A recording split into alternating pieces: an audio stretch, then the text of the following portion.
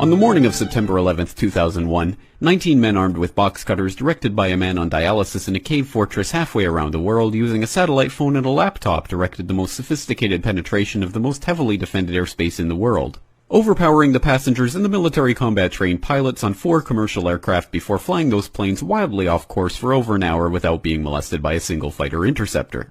These 19 hijackers, devout religious fundamentalists who like to drink alcohol, snort cocaine, and live with pink-haired strippers, managed to knock down 3 buildings with 2 planes in New York. While in Washington, a pilot who couldn't handle a single-engine Cessna was able to fly a 757 in an 8,000-foot descending 270-degree corkscrew turn to come exactly level with the ground, hitting the Pentagon in the budget analyst office where DoD staffers were working on the mystery of the $2.3 trillion that Defense Secretary Donald Rumsfeld had announced missing from the Pentagon's coffers in a press conference the day before, on September 10th, 2001.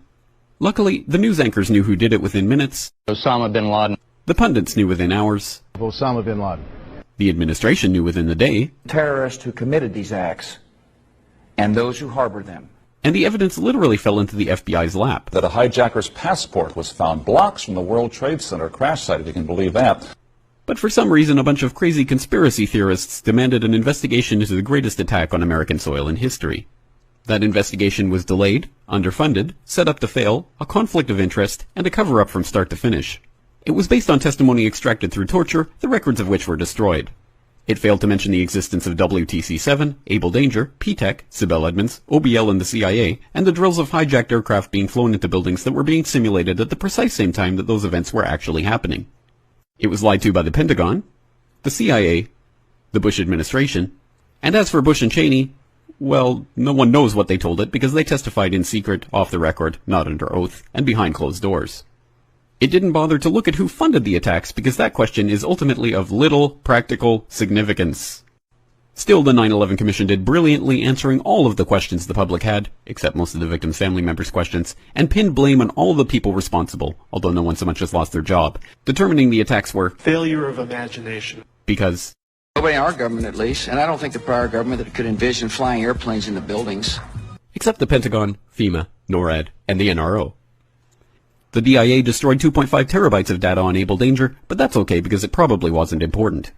The SEC destroyed their records on the investigation into the insider trading before the attacks, but that's okay because destroying the records of the largest investigation in SEC history is just part of routine record keeping.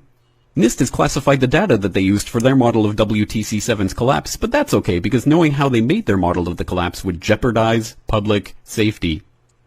The FBI has argued that all material related to their investigation of 9/11 should be kept secret from the public, but that's okay because the FBI probably has nothing to hide. This man never existed, nor is anything he had to say worthy of your attention, and if you say otherwise, you are a paranoid conspiracy theorist and deserve to be shunned by all of humanity. Likewise him, and her. And her, and her, and him. Osama bin Laden lived in a cave fortress in the hills of Afghanistan, but somehow got away. Then he was hiding out in Tora Bora, but somehow got away.